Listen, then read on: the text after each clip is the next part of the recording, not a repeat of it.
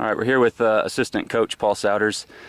We're actually taking a little bit of a break. The team just reached the peak, summited really probably the largest mountain here in the area. Has to be. 15,000 feet. I think that's what we read earlier. Well, that's what the guidebook said.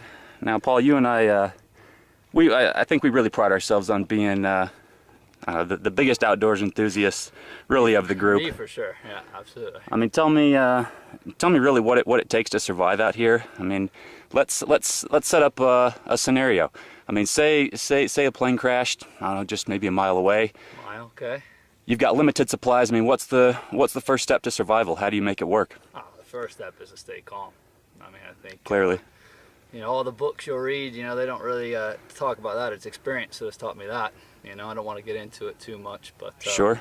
Some things have happened, and you know, I'm sitting here today on camera. So, obviously, the first thing is to be calm, you know, and to survey your surroundings and really take inventory of what's around you, what you have, what you can use. Of course. You know, it also helps that you know, I can use most anything out in nature. And you know, we talked earlier, you know, after you calm yourself down, you have to realize that nature's always in control. Of course. And once you concede that and understand that, I think you have your wits about you. You can really make your survival and get out alive. Of course.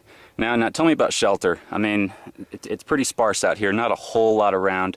I mean, how do you protect yourself from the elements here? I keep moving.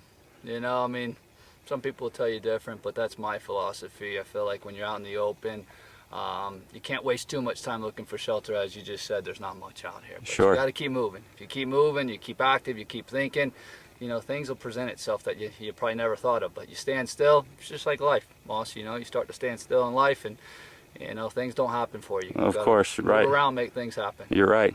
Now, Survivor Man versus Wild, a lot of these TV shows have been getting thrown around since we started our adventure today. Now, I mean, where do those guys play a role, really, in your experience and in your life? they're entertainment. I mean, this is where it's at. You know, handheld camera, no course. crew, two guys, yourself and myself out here against nature. That's where it's really at. The real stuff can't make TV. People wouldn't believe it. You know, it's too real. So Of course. we'll leave it at that. Those guys are good for you know, a little bit of entertainment for an hour on your television at night, but I wouldn't go past that. No, this is the real world here. This is the real world here. This is it. Absolutely. I appreciate the interview, Paul. We're No, gonna absolutely. catch up with a couple of these other guys. Michael As you Kafari should. seemed pretty knowledgeable. He was talking about a lot of different rock features, and want to make sure we catch up with him. No, I think it's important. You know, we're not just a soccer program. Of course we're not. Here to show people how to survive and Sure.